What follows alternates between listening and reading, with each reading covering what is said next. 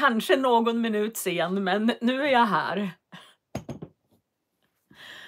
Välkomna. Jag ska se ifall jag hörs. Ibland så syns jag inte alltid riktigt. Men jag ska stänga av ljudet. Och så ska jag se ifall ni hör mig och ni ser mig. Ja, jag ser att det är några tummar upp här. Nu ska vi se ifall jag ser mig själv. Jajamän. Ska se om jag hörs också kanske. Jajamän. Tack Christian att du skriver att du ser och hör mig. Ja, vet inte om ni hör, men min röst är... God morgon Alice. Vad är klockan i Australien? Hej Stina. Välkomna till en lite förkyld språkfika. Jag har lite ont i halsen idag. Hej Fatima och Agnes. Från Lyon. Mais c'est parfait. Il faut apprendre le suédois. Hej Daniela och Ravnar. Ravnar kommer från Finland. Jag kommer ihåg många utav era namn nu. När ni har varit med. Och Ekaterina är med. Och i Australien är klockan 10 på natten. Då är det nattfika egentligen. Ja, vad bra Agnes att du lär dig svenska. Fast idag ska ni få lära er ett helt annat språk hade jag tänkt mig. Jag kommer till det lite senare. Hej hej! God morgon Stefan från Schweiz, välkommen. Och från Överkalix. Bonjour! Alice käkar nattfika istället. Ja, jag dricker te med honung i. Och honungen kommer från min systers mans gård. Det var ju alla bin hade dött, men så helt plötsligt så svärmade. Så det flyttade in en helt ny svärm in i deras bikupa. Vilket resulterade i 26 kilo honung. Välkommen från Turkiet, Batuhan. Ja, det är min svåger. Man säger att min systers man kallar man för svåger. Det snöar i Värmland. Här har det snöat. Så jag har ganska så fin utsikt i mitt arbetsrum. Välkomna! Ja, jag heter Marie Rödemark och det var så många som jag träffade som sa att de aldrig hade fikat på svenska. Och i februari så började jag med språkpromenader, men sen blev det mest språkfika. Och vad pratar man om på en språkfika? Ja, dagliga saker. Sånt som man gör varje dag. Saker som har hänt. Vad man ska göra. Man pratar om sin familj, om sina vänner och relationer. Mat, recept, glädje, sorg och tips. Ser ni att det blåser bakom mig?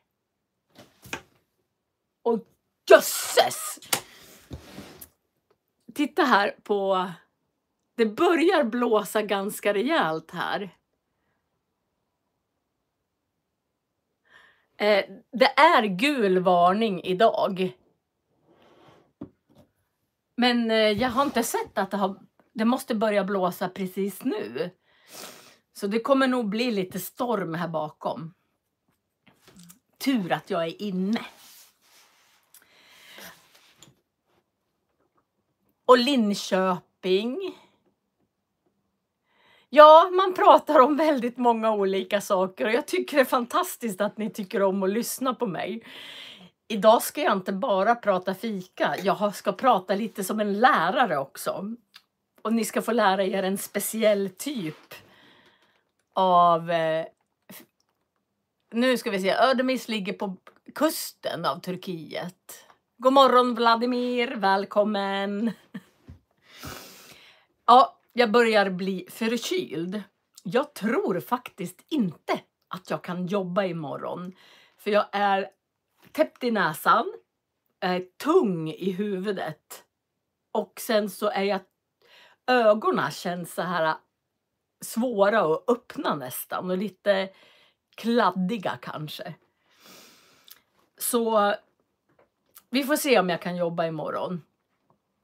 Men det är ju inte så schysst att gå till jobbet och vara förkyld och smitta alla elever och alla andra kollegor. Jag har väldigt många elever imorgon. Jag kanske har totalt 150 stycken elever. Och det vore inte bra om jag smittade ner dem. I Sverige så har vi om jag är sjukskriven imorgon så får jag inget betalt imorgon. Vi har något som heter karensdag. Har ni karensdagar om ni blir sjuka ja men tack Magdalena. Men om ni blir sjuka, alltså i ett annat land än Sverige, har ni karensdag då? Karensdag betyder att man får inget betalt första dagen man är sjuk. Och sen får man betalt, är det 80%? Det var så länge sedan jag var sjuk, så jag vet inte. Jag vet inte vad jag har för någonting i ögonen, Stefan. Hej Estella från Italien. Nej, men jag är lite så här trött i ögonen. Tydligen i Belgien, man skulle vara lärare i Belgien, där har de ingen karensdag för lärare. Vi träffar ju väldigt, väldigt mycket elever och idag är det lärardagen i Turkiet. Hur firar man då när det är lärardagen i Turkiet? Får alla lärare ledigt? I och för sig är det söndag, så ingen jobbar väl kanske idag ändå. Jag tycker inte om att vara borta från skolan för jag har väldigt många elever och det finns ibland inte vikarie. En vikarie, det är någon som ersätter en lärare när läraren är sjuk. Så idag, jag är så plikttrogen brukar man säga. Om man är plikttrogen, då vill man gärna att saker ska ske på ett bra sätt. Och jag har inte så långt till skolan. Ja, ni har betalda sjukdagar i Australien, men bara om man jobbar deltid eller heltid. Jag tror att vi alltid har, jag vet inte om det finns några som inte har karensdag i Sverige. Jag tror att alla har det. Ingen karensdag i Tyskland. Oj, det finns inga för lärare i Schweiz. Man måste hitta en egen vikarie. Det behöver inte jag. God morgon allihopa från Frankrike. Bonjour, bienvenue. Oj, en karensdag men det ska byta till 3 karensdagar. Vad borde från Agnes i Lyon. Oj, 3 karensdagar, då kanske man går och jobbar även om man är sjuk.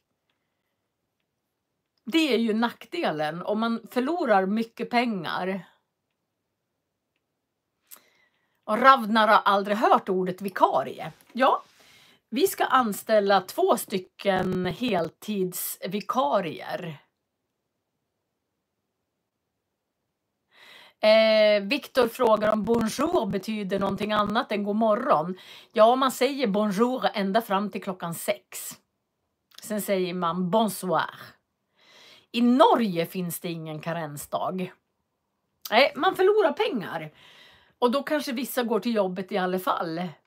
Om man, ja. Och det blir ju tråkigt. Ja, så jag kommer åka till skolan idag. Imorgon så, eller den här veckan så har jag 3 stycken klasser. Jag har 7:or, 8:or och 9:or i den svenska grundskolan på högstadiet. Så jag ska dela tavlan i 3, tänkte jag. Och sen så ska jag skriva upp exakt vad de ska göra under veckan. För att det blir värre och värre. Jag vaknade i morse och sen har det blivit lite värre. Men jag har inte varit sjuk någonting på hela terminen, så det är nog min tur nu. Ja, det var så här. En karensdag i Frankrike står det. I fredags så var vi och hämtade ved. Ungefär, vad kan det vara, 12 mil härifrån. Nära Föllinge. Och min man har mycket goda vänner där. Och jag har ju lärt känna dem genom min man som heter Irene och Kjell. Och vi fikade. Så hej Irene och Kjell om ni ser det här. Vi fikade i säkert 2 timmar och pratade om allt möjligt som man gör när man fikar. Och vi pratar väldigt mycket språk. Vet ni att det finns ett språk, flera andra språk i Sverige som man pratar, som man har pratat sedan länge tillbaka? Till exempel i Älvdalen så pratar man älvdaliska. Oj, pratar jag snabbt nu? Jag lugnar ner mig lite. Man pratar olika språk. Man kan nästan inte säga att det är en dialekt. Därför orden är helt utbytta. Och förut i Jämtland så kunde alla prata. Vissa säger jämtska. Vissa säger jamtska. Men ofta så säger man bara jamska. Jamska. Och jag har faktiskt, så jag tänkte lära er idag några ord på jamska. Vi pratade om att det är väldigt tråkigt att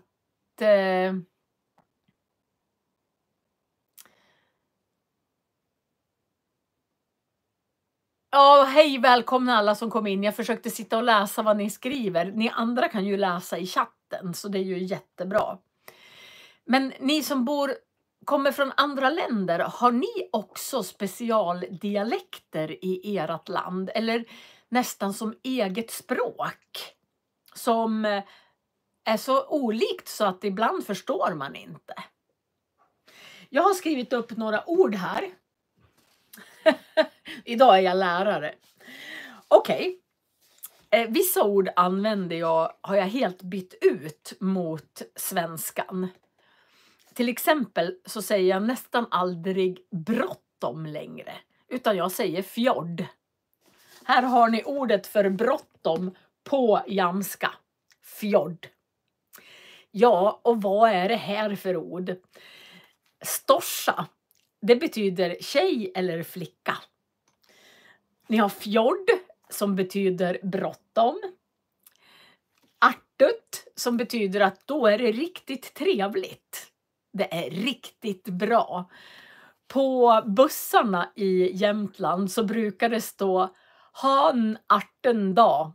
Och det menas ha en trevlig dag. Ja, sen har vi till exempel fjös. Det betyder ladugård. I Belgien, i nederländsktalande del, har man jättemycket dialekter. Ja, jag tycker det är bra om man bevarar sina dialekter och sina språk i språket. Här har ni flöcke. Och flöcke betyder plocka. Och det säger man oftast med den där. Mylta. Så då säger man ska flöcke mylta. Då ska man plocka hjortron. Hjortron, det ser nästan ut som hallon fast de är helt gula. Ganska stora kärnor i. Och det är ganska dyrt att köpa om man vill köpa sylt. Och sen så säger man klöft för klippa. Alltså jag ska klippa hår, jag har klöft håret liksom. Då har man klippt håret. Och det här ordet gillar jag verkligen. Agasamt, då är det lite jobbigt. Ja, Viktor, artut och fjös låter lite som norska. Tänkte att du skulle säga det. Viktor är vår språkexpert. Och vi har ju hört, alltså Norge och Sverige har ju haft olika gränser vid olika tillfällen. Och många här har kanske haft mer kontakt med Norge än vad de kanske har haft med övriga Sverige till exempel. Ja, och sen så när man ska säga så här, jag var och hälsade på Marie. Då säger man att man var och hälsade på Amarie. Man sätter oftast ett A framför kvinnonamn. Och så säger man framför... Ja, jag arbetar också som vikarie i vård och omsorg. Där behövs det många vikarier. Så man säger Thomas och Amarie. Så jag tycker att är ni intresserade utav språk och jamska och så har jag länkat till en länk här nere som heter jamska.com. Och där kan man söka på massor med olika ord. Och sen så kan man lära sig. Ja, Viktor undrar om kvinnonamnet redan börjar på A eller mansnamnet börjar på N. Man säger nog ändå Niklas. Jag ska hälsa på Niklas. Jag ska hälsa på Annika. Så det kommer som en liten dutt innan när man ska säga ett namn. Jag flyttade hit 1989, så flyttade jag till Jämtland. Och då kunde jag ingen jamska alls. Men min man, Thomas, hans pappa kom från Rödön utanför Östersund. Från en bondgård, stor bondgård. Och där pratar man jamska. Så min man förstår och pratar jamska. Och på så sätt har jag också lärt mig. Och så har jag elever som också pratar jamska. Men vi får inte glömma bort alla de här språken. De är superviktiga. Ja, så storsa, fjord, artut, fjös, flöcke, mylta, klöft och agasamt. Agasamt säger man. Agasamt. Och Thomas och Amarie. Det var dagens Jämtlands ordlista. Nu kanske min man kommer med en kopp kaffe till mig. Jag hoppas det. Men han syns inte. Han börjar också bli förkyld. Tack så mycket. Vilken tur jag har. I min fina kopp. Du kan stänga dörren. När jag tittar tillbaka på alla miniatyrbilder på mig så har jag väldigt ofta den här tröjan på mig. Man kan ju tro att jag inte har några andra kläder. Men i mitt arbetsrum är det superkallt. Ja, Viktor tycker att det är synd att dialekterna håller på att försvinna. Ja, det är ett historiskt arv som är viktigt att ha kvar. Ja, det är bra service. Min man är snäll som kommer med kaffe. Det är lite roligt för Jämtland är lite älgäst brukar vi säga. När det är lite älgäst då är det lite annorlunda på jamska. Och jag brukar säga att när jag kommer ner till Köping så säger jag är lite älgäst. Till exempel så har vi en president i Jämtland. Många vill utropa Jämtland till republik. Alltså på lite skämt och lite allvar. Och vi har vi har en stor musikfestival precis på min födelsedag nästan. I slutet av, ja jag vet, eljest, jag är lite annars, det går väl inte att säga, säger Viktor, men eljest har en helt annan betydelse här uppe i Jämtland. Nu kommer de från Brasilien, det måste vara, vad är klockan i Brasilien?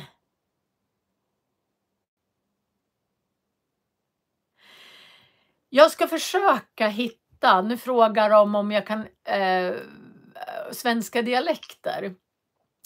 Jag skulle gärna hålla det själv, men jag är så dålig på att härma dialekter. Jag är jättedålig på att härma dialekter, men jag ska kolla ifall jag kan hitta något tv-program. Jag skriver upp dialekter. För då kan jag prata lite grann om dialekter. 4 olika språk i Schweiz. Många dialekter i Tyskland. Men barnen pratar inte dialekt.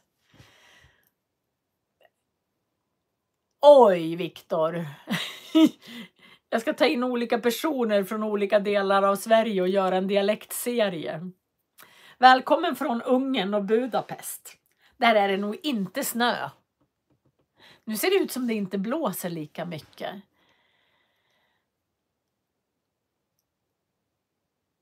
Oj, hälsningar från en gymnasielärare i svenska. Det är kanske han som ska komma upp till mig, och BG som ska komma upp till mig och prata om dialekter. Ja, kanske du har något bra program om dialekter. Då kan du tipsa här i chatten. Ja, vi har i alla fall en konsert, eller en festival som är väldigt välbesökt med mycket musik, mycket mat, som heter Storsjöyran. Alldeles vid Östersund och en bra bit neråt så ligger Storsjön. Det är en ganska stor sjö. Vet inte riktigt vilken plats den kommer på i Sverige just nu. Det googlar jag aldrig. Kanske 5:e. Och på Storsjöyran så spelar de musik i 3 dagar, tror jag det är. Eller om det bara är 2. Det är i alla fall fredag, lördag. Vet inte om det är även på söndag. Och det har hållit på länge. PG visar, jag har visat Robert Gustafssons berömda klipp. Själv är inte jag så bra på dialekter. Jag ska skriva upp Robert Gustafsson. Så ska jag kolla på det. Han är ganska rolig. Överlag så är han väldigt rolig. Så ni kan googla på Robert Gustafsson på YouTube och se vad ni hittar. På 1960-talet så var det också Storsjöyran. Och då var det en som tyckte att man skulle utlysa presidenter. Yngve hette han. Så han utnämnde sig själv till Jämtlands president. Och sen så fick vi en president som har varit president ifrån 1989 till 1921. Och han heter Evert Ljusberg. En mycket fantastisk människa. De flesta som är president i Jämtland, de kan sjunga och spela, är skådespelare. Ja, men välkommen Adesta. Det är inte alltid du kan komma, för du har inte kanske alltid uppkoppling. Ja, men Jämtlands presidenter är duktiga på att sjunga och spela och är skådespelare. Och just nu så har vi en kvinnlig president som heter Eva Röse. Som också är komiker och skådespelare. Skådespelerska kanske jag ska säga. Så på varje Storsjöyra så håller presidenten tal till republiken. Och om ni skriver tal till republiken, Storsjöyran, president och googlar på det, så ska ni få läsa helt fantastiska ja, helt fantastiska tal. Och där kan ni alltså lära er mycket ord. Jo, Jämtland är en del av Sverige. Men vi har gjort så att det blir som en republik också. Och nu tänkte jag visa, nej, jag har tagit bort den. Vi har en egen flagga. Och flaggan är tredelad. Och högst upp är den blå för himmelen. Och i mitten är den vit för snö. Nej, nu ska du se. Jag ska skriva Jämtlands flagga. Så ska ni få se vad den står för. Jo, den är vit. Här har vi Jämtlands flagga.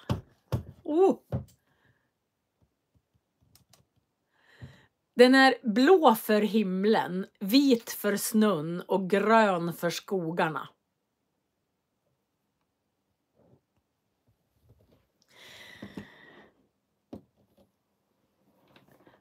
Ja, vissa, och de valde att göra den randig så här, för den vill inte ha med kors. För på de nordiska flaggorna så har vi ett kors mitt i. Men Jämtlands flagga ville inte vara likt de övriga flaggorna. På skolavslutningarna så sjunger vi nästan alltid Jämtlandssången. Och vi sjunger den både på svenska och jamska. Och jag gjorde en live med min man när vi gick till Tännforsen. Och precis i slutet av den liven så spelar faktiskt Thomas munspel Jämtlandssången. Och Jämtland är väldigt trevlig, Kristine. Så välkomna hit! Det finns galet mycket natur, vacker natur. Det finns berg, det finns skogar, det finns djur, björnar, lodjur, järvar, älgar. Och på hösten har vi väldigt mycket bär, lingon, blåbär och mylta som är hjortron, vildhallon.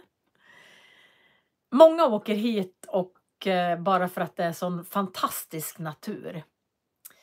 Åre ligger ju i Jämtland och här har vi både sommar och vinter har vi ett stort berg, Åreskutan. Och där kan man åka skidor, man kan vandra och man kan cykla.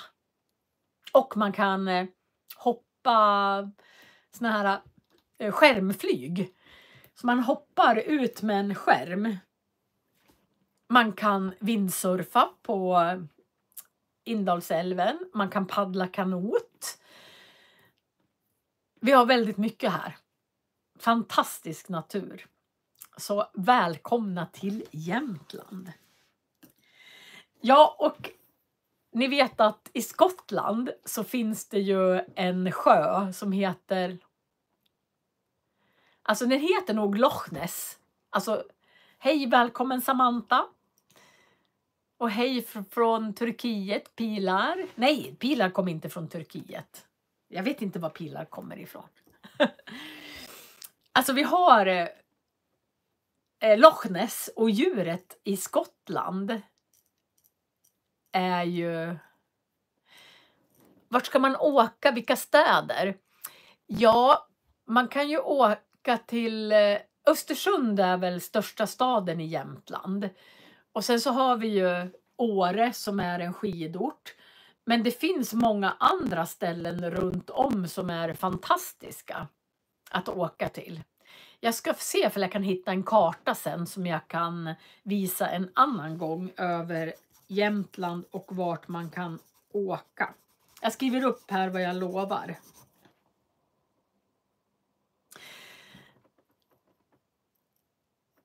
Oj, Agnes har varit här och besökt Tännforsen och Åre på vintern. Ja, det är väldigt fantastiskt. Men för att återgå till Loch Ness i Skottland så... Oj, Bydalen är så fint. Har ni varit i Bydalen? Där kan man också åka skidor. Det är lite snällare backar än i Åre. Arvidsjaur, Kiruna, Luleå, Jokkmokk och Umeå. Ja, många frågar mig så här. Ja, det är väl inte så långt till Kiruna. Jag kan ju säga att från Åre så är det nästan 95 mil norrut för att komma till Kiruna. Lika långt norrut som åka ner till Halmstad. Nej, Göteborg kanske. Så Sverige är väldigt avlångt och har väldigt skild natur.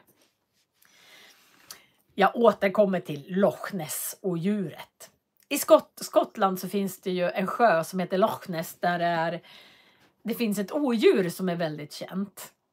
Men i Östersund så har vi då Storsjön och runt omkring där.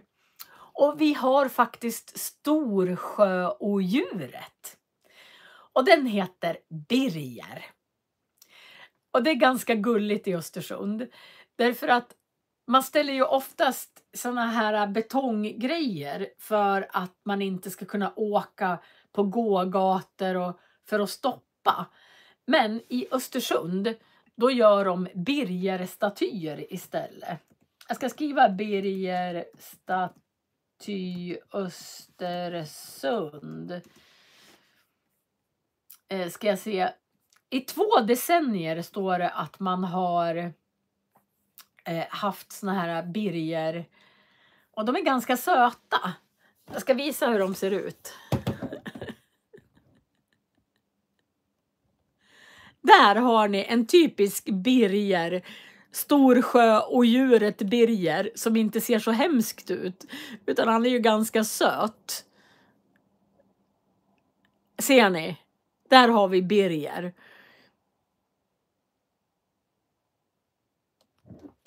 Oj, för 16 år sedan så var ni överallt där i norra Sverige.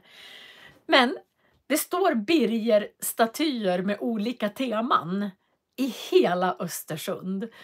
Och barn klättrar på dem och de är väldigt färgglada.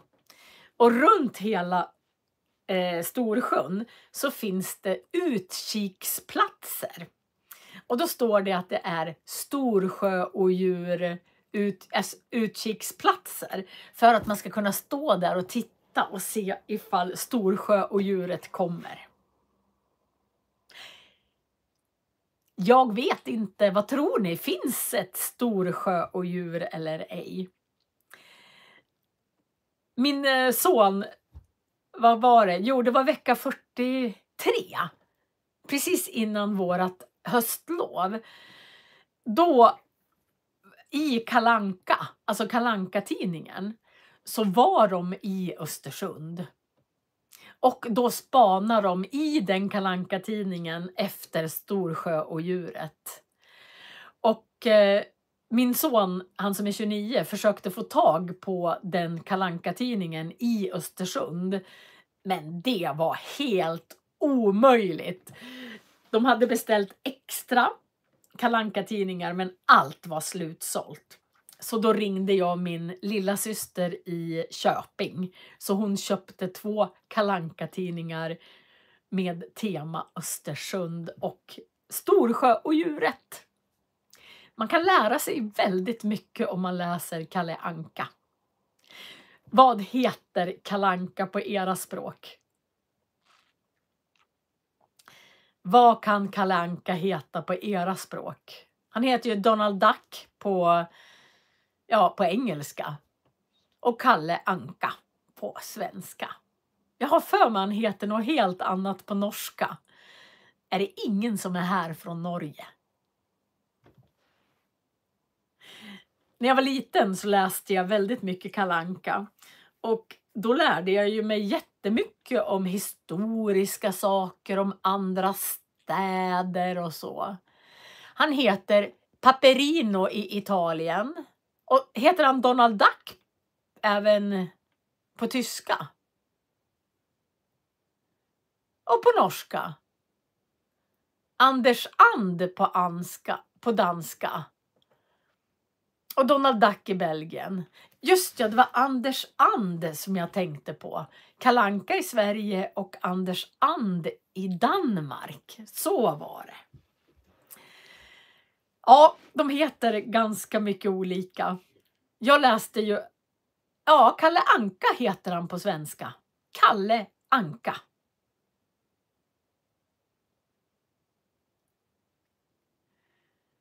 Och hans tjej heter Kajsa. Donald Duck i Polen. Man har inte bytt namn på så många ställen. Men däremot så vet jag att Joakim von Anka heter han på svenska. Det är han som har så stort kassaskåp och väldigt mycket pengar. Han heter Akko Anka på finska. Så jag rätt? Akko Anka. Men han, Joakim von Anka, han som har så mycket pengar, han heter Picsou på franska, alltså ta pengar.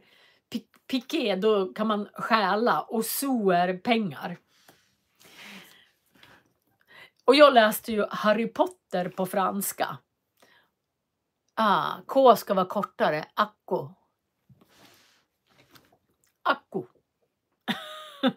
Han heter Donald Duck i Ukraina också. Nämen.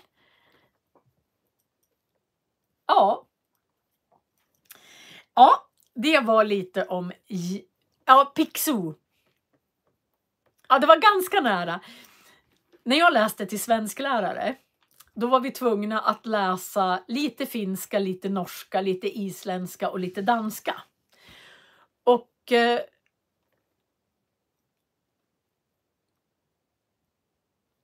Just ja, Henrik Pettersson heter Harry Potter. Ja, det finns många olika ord för pengar på franska. Det heter ju, ja, det heter monnaie, sou, argent, fric. Donald Duck på georgiska också. Ja. Det är Kalle Anka och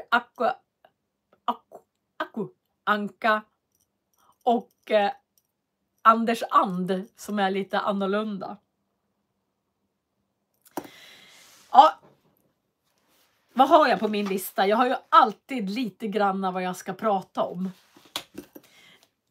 Senaste gången mitt barnbarn Zacharias var här, då hittade han en rolig leksak. Han heter Pato Donald. Ja, Mickey Mouse heter Musse Pigg. Och Janossi har bott 11 år i Sverige. Och gillar Sverige. Okej. Det är ganska roligt med min mans, alltså Thomas mamma. Hon var ofta ute och reste. Så vi har jättemycket konstiga saker.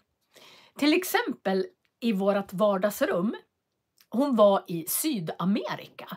Och då köpte hon 6 stycken tavlor som visar strutsjakt. Och sen så har hon de här sakerna som man använder för att fånga strutsar. Det är som ett långt rep med bollar i ändarna. För då slängde man dem och så slingrar de sig kring strutsens ben. Men den saken som mitt barnbarn tyckte var fantastiskt roligt att leka med, det är den här. Vad kallar ni en sån här? Han hade aldrig sett en sån här förut. Vi kallar dem för babuskor. En babuska. För en babuska kan man öppna. Och så kommer det ju nya hela tiden. Den här är ganska gammal. Matuska på finska. Så han öppnade och matrioska. I Sverige säger vi babushka, tror jag. Puperus, ja, en rysk docka, matroska. Babushka på engelska också. Det kanske är därför. Men när han hade öppnat det här, han trodde aldrig att det skulle finnas en till. Och så öppnade han och så fanns det en till och en till och en till. Matroska. Och en till. Och sen så när han kom hit så trodde han inte att det skulle finnas en till. Och så fanns det en till. Vi skrattade. Jag har aldrig sett honom nästan skratta så mycket som när han öppnade. Ja, vi vet ju inte om den är gammal eller ej, den här. Hur kan man se det? Om den här är... Den kanske inte är så gammal. Det finns något märke här i botten. Men hon har ju varit på så många olika ställen. Och så har hon köpt specifika saker på de ställena där hon har varit. Ganska fantastisk inte leksak. Man får inte leka, man får vara väldigt försiktig när man leker med en sån. Ja, vad ska jag prata om sen då? Idag är det den 24 november. 24 november. Och vad händer om en månad? Ja, om en månad så är det julafton. Firar alla ni julafton, stora julafton den 24? Eller när firar ni julafton? Vissa firar inte julafton alls. De firar andra högtider. Men om exakt en månad så är det julafton. Babushka betyder mormor eller morfar på ryska. Alice firar på juldagen. Men Alice, ni kanske har, som i Frankrike, så kanske ni har en uppesittarkväll. Alltså att man sitter uppe och gör saker med varandra dagen innan julafton. På franska så har de la veille de Noël. Alltså att då är det ändå en festlighet. Mormor. Babushka. Ja. Det jag tycker är... Jag tjuvstartar inte. Jag är ganska dålig på julpynt, sa jag förra gången. Hej hej, välkomna alla som kommer in nu. Ni vet att man kan titta. I Tanja så firar man julafton den 24. Ja. Ni firar julafton och juldagen. Réveillon de Noël. Precis. I Colombia firar vi julafton.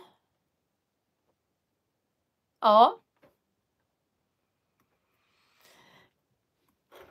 Jag ska försöka plocka fram julpynt lite tidigare i år och inte dagen innan julafton. Men det som jag alltid börjar med i november, det är julglögg. Julglögg kan liknas vid vin chaud, alltså varmt vin med kryddor i. Fast det är inte det riktigt, utan julglöggen är mycket kraftigare. Jag kan tycka att vin chaud, det är lite vattnigt nästan när man har druckit glögg. Och jag tänkte berätta vad det är för kryddor i... Ni firar inte julafton, ni firar juldagen. 31/12 firar ni, ja. Man firar vid olika tillfällen. Julafton och juldagen i Belgien. Ja, vi närmar oss jul. Rumänien firar ni den 25.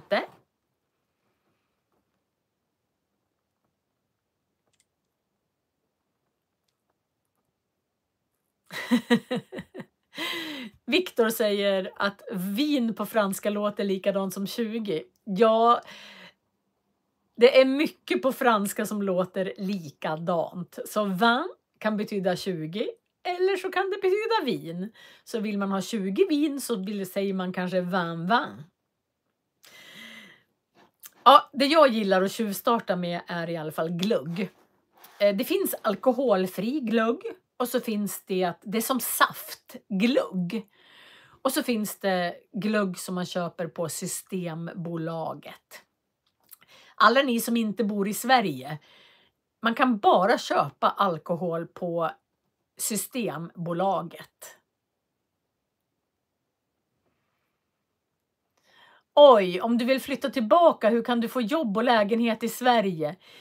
Det är inte jag så bra på att lösa, tyvärr.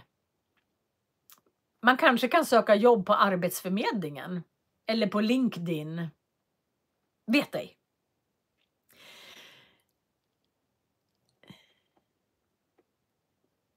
Ja, Barbara. Var med din familj du. Så kan du komma tillbaka sen.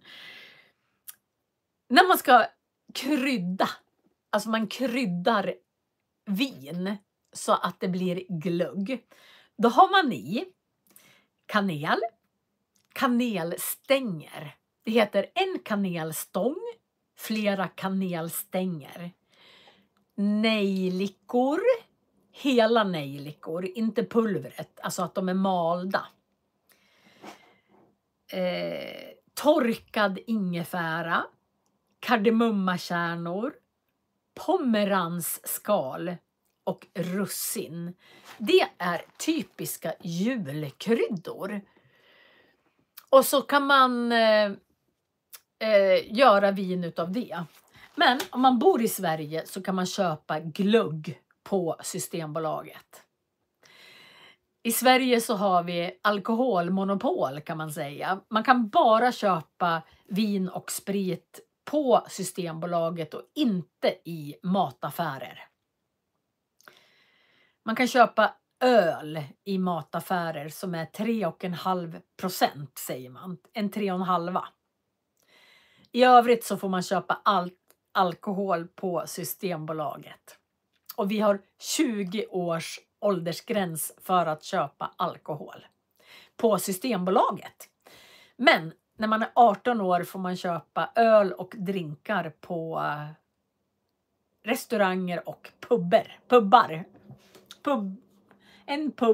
Pubbar. Viktor, vad heter en pub i plural? Viktor är så duktig att kolla upp allting jämt. Ja, man kan köpa alkoholfri glögg och alkoholfritt vin i affären. Man får köpa glögg på Ikea i Frankrike. Ja, kanske det. Även med alkohol i.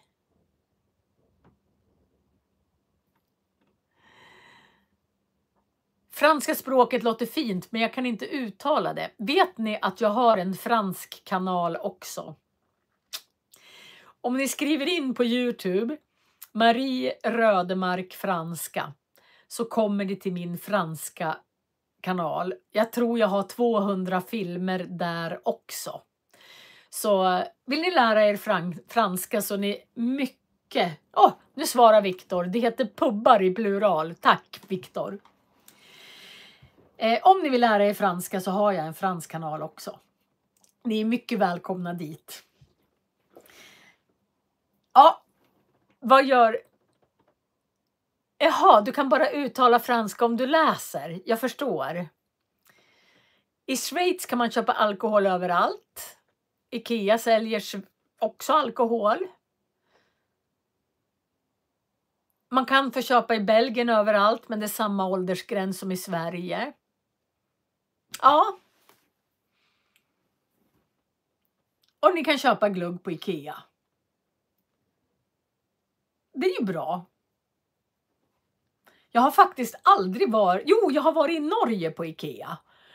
Ikea i Norge ligger bara 15 mil härifrån.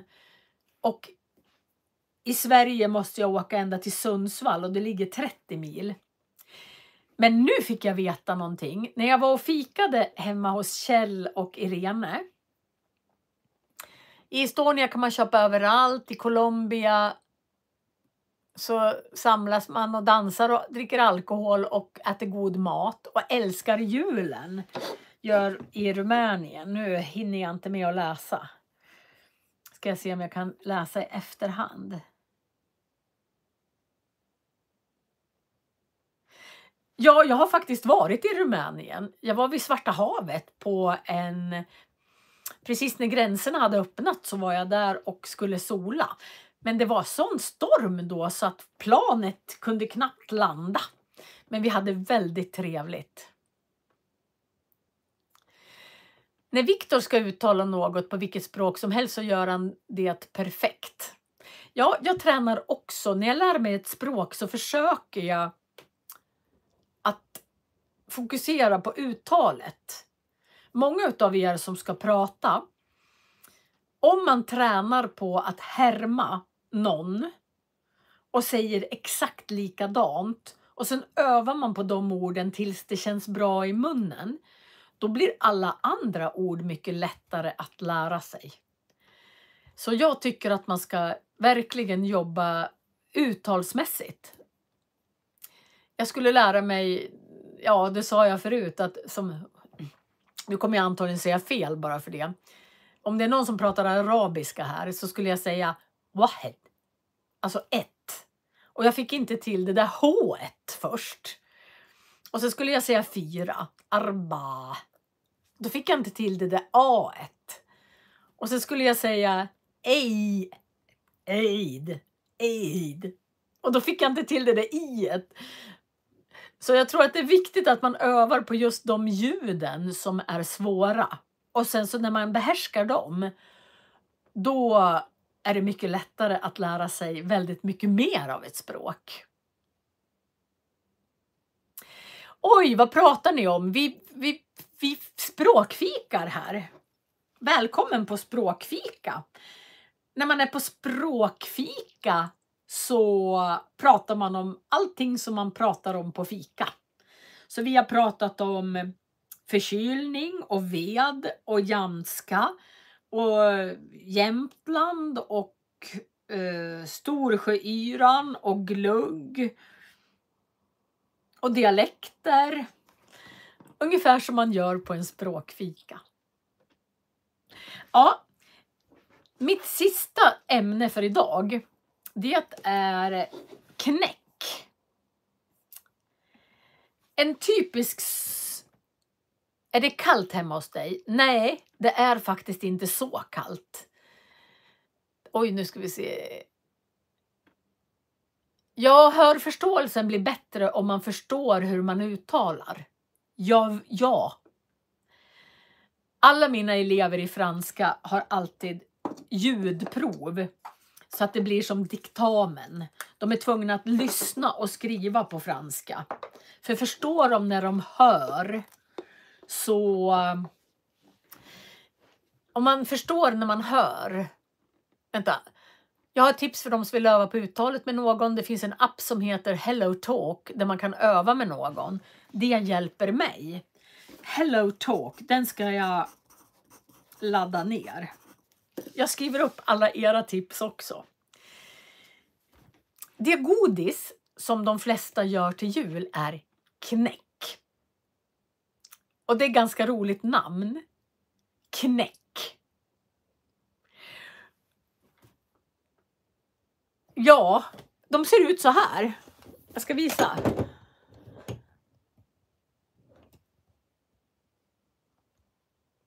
Här har ni typiska knäck. Ofta så lägger man dem i såna här knäckpapper. Och jag läste för säkert 30 år sedan så läste jag att matlagning är kemi. Allt man gör som man värmer upp och hettar, det är kemi. Så då läste jag hur man alltid ska lyckas med knäck. Ja, vad roligt Ravnar. Fortsätt att lära dig svenska. Men när man ska göra knäck, det är galet enkelt att lyckas varje gång. Om man tänker mera kemiskt på det hela. Därför att man har i socker. Och vid olika temperaturer så beter sig socker på olika sätt. Så jag gjorde ett test.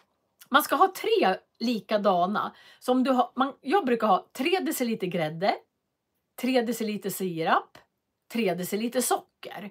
Så man har 3 av varje. Och vill man göra en stor sats så kan man ha 4 deciliter socker, 4 deciliter sirap och 4 deciliter grädde.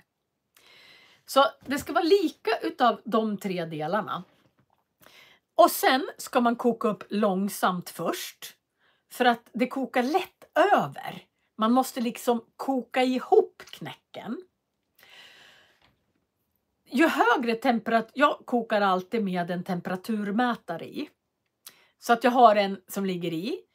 Och när knäcken är perfekt är den mellan 129 till 130 grader. Jag brukar ofta koka upp den till 130. Och sen så tar jag direkt av den ifrån pannan. Och sen så fortsätter jag att, för då har sockret kristalliserat sig. Så att inte knäcken rinner ut, den är inte för lös.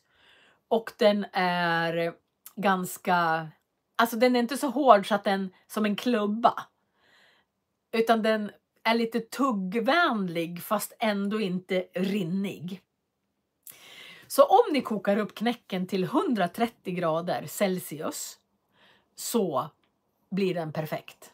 Och efter det så har jag alltid gjort perfekt knäck. Jag brukar smaksätta min knäck. Man kan använda mandel. Alltså vi i Sverige älskar lakrits. Så jag brukar använda salmiakpulver. Då smakar alltså knäcken lakrits.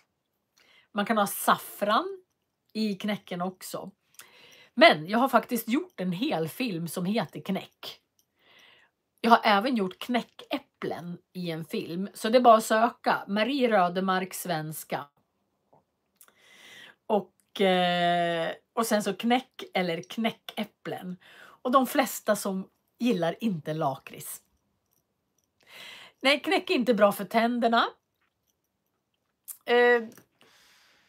Man kan tappa plomber. Om man har en plomb i tanden så kan man tappa det om man äter knäck. Varning. Det var någon som skrev och frågade varför jag lärde mig arabiska. Ja, det var för att i 6 månader så hade jag en kille från Syrien som bodde här. Och han blev som min extra son. Det var 2016, 17 kanske någonstans där. Och då lärde jag mig lite arabiska. Jag har lärt mig lite afghanska också. Lite. Dari. Jag älskar språk. Och just nu håller jag på att lära mig italienska. Jo! 2 minuter kvar. Sen har det gått en timme. Igår så var det en stor fest. Tack Stevicia. Kanske uttalar fel. Igår, alltså det har funnits ett bageri i Åre som heter Åre bageri. Och det har varit i 40 år. Så nu har igår firar de 40 års jubileum. Och så bjöd de alla människor som de kände i stort sett till bageriet. Ett stort bageri, det får plats många människor. Nej, det är inte som, knäck är inte som fudge på engelska. Fudge är mer smulig. Så om jag är en lingvist, jag är språklärare är jag. Jag har läst lingvistik i skolan. Jag älskar språk. Jag kanske är en lingvistiker. Ja, vilka språk jag skulle vilja lära mig? Ja, så många som möjligt. Alltså helst olika språk. Kanske något afrikanskt. Något kinesiskt åt det hållet. Alltså roligt med olika ljud tycker jag. Ljudbilder. Men igår var jag på fest. Och då träffade jag så mycket människor som jag inte har sett på väldigt, väldigt länge. Och då satt vi och pratade och pratade och pratade och pratade och pratade. Och det var supertrevligt. Ja, nu har det gått en timme snart. Och Jag är så tacksam att ni är med mig, och om ungefär en timme så finns det undertexter på svenska. Och senare ikväll så finns det undertexter på väldigt många fler språk. Men om ni vill lära er franska så gå in på min franska kanal. Marie Rödemark franska, så kommer ni dit. Där kan man lära sig uttalet också. Hasta la proxima. Vi ses nästa gång. À la prochaine. Next time. Vad ska jag säga? Ha en fortsatt bra söndag. Jag ska dricka klart mitt kaffe.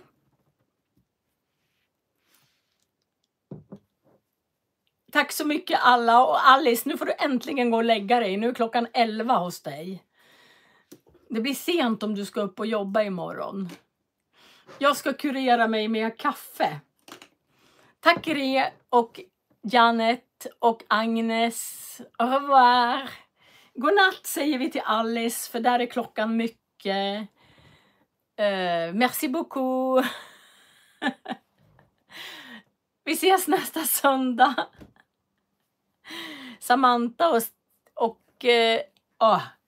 jag är fortfarande trött i ögonen så jag ser inte riktigt. Tesfa Mariam och Stefan. Tschüss. Stefan. Hej då, så ses vi nästa söndag klockan 12 om ni vill vara med på fika med mig. Anna, tack så mycket. Och Mary, hej då. Hej då alla.